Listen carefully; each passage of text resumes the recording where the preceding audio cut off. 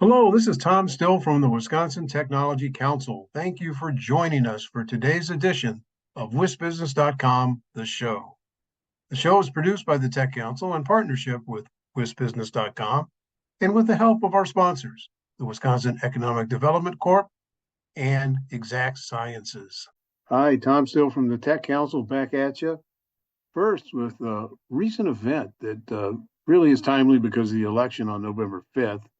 October 22nd, we talked about election tech in Wisconsin. We had two former presidential advisors, a Republican and a Democrat, who joined us for a luncheon around that, as well as other experts on how the system, the voting system in Wisconsin is run, pretty much start from the finish. You can watch the Wisconsin Eye broadcast. There's a link below, and read my column, which was also on the same topic. Coming up, our Wisconsin Early Stage Symposium will be held at Monona Terrace Convention Center, John Nolan Drive in Madison. 2 days, we're going to have 40 presenting companies, investors from Wisconsin and beyond, a couple of keynote sessions, 10 panels or workshops, luncheons, a reception, and much more. I'll talk a little more in detail about that in the next slide, but we're on track for one of the largest crowds in recent years, so feel free to join in for great information, insights, networking, and some super speakers. Details, Eric Iverson from the Wisconsin Alumni Research Foundation will talk about the foundation's next 100 years. Of course, they're very involved in tech transfer in Wisconsin, and we're among the first, or were the first in the country to do so. We'll hear from a Microsoft team on next steps in the data center project in Southeast Wisconsin and what might follow that. Our Tech Council Investor Network's pitch track and elevator pitch Olympics will be spread over both the 13th and 14th. We're going to talk about tech issues that could emerge in Washington, D.C., post-election review of what could be on the radar screen for legislators and others in D.C. Our Excellence in Entrepreneurial Education Award, the Triple E Award, will feature Dan Olszewski of the Weinert Center for Entrepreneurship. And as I noted earlier, scores of investors are on hand. So there's our link to register. Next up, we're going to hear from Bob Wood of Scriptive, based in Dodgeville, Wisconsin, and one of the category winners in the 2024 Governor's Business Plan Contest. Hi, Tom Still again from the Wisconsin Technology Council. Thanks again for joining us for WisBusiness.com, the show. Our guest today is Bob Wood of Dodgeville. Bob was one of the winners, top 4 winners in our annual Wisconsin Governor's Business Plan Contest.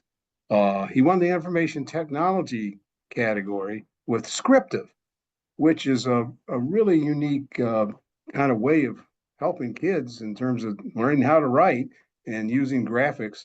And he's got a great background, everything from math to marketing science to psychology. And his wife, Debbie, is also a part of this. She's got an elementary education degree. So welcome, Bob Wood. Oh, well, thank you, Tom. Appreciate having me on. Yeah. Well, it's great to see your progress so far. And for benefits of the audience, just tell them again what Scriptive is all about. I know that it involves kids, and I know from the contest that it makes use of graphics as well. But in your own words.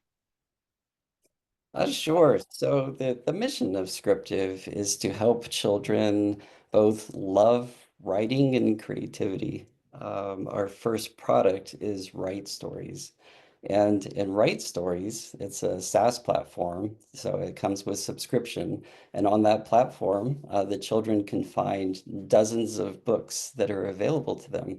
But as they bring up a book and flip the pages of the book, they'll see all the original illustrations that were there, but the original story text is gone.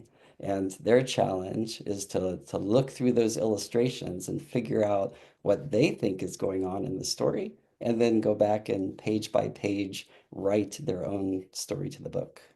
Interesting. And you have a curated library of such books that, right, that may be familiar books to many people, or maybe not, but they're you got it so that it can be blank in pages and kids can work from there.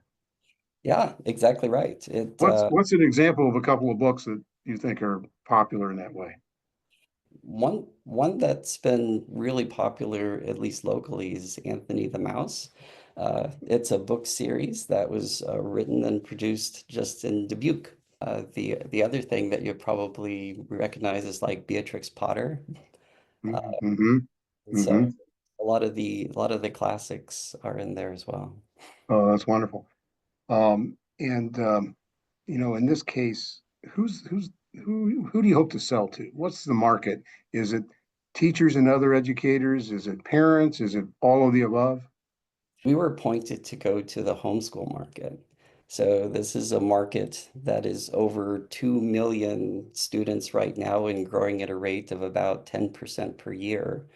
And also, the parents can make instantaneous decisions around these. And sometimes states even provide funds to help with that.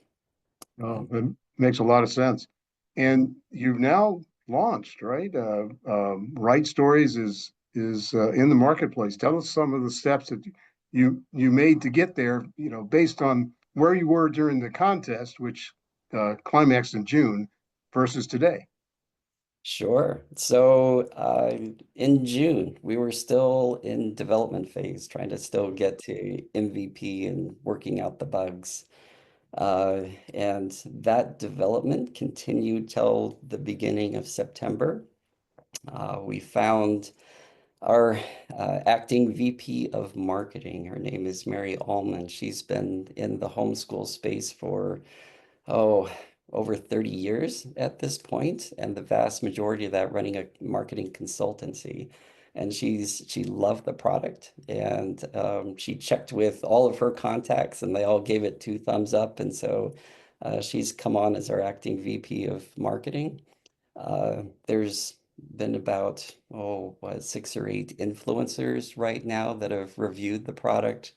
And so we have lots of their videos and been part of their newsletters and things like that. And uh, we've done some email blasts since the launch in mid-September, and we're now sort of gearing up for affiliate and meta ad campaigns. Well, great progress.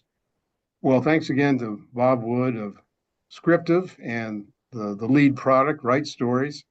And hello to everybody in Dodgeville. Well, thank you, Tom. Appreciate it. You bet.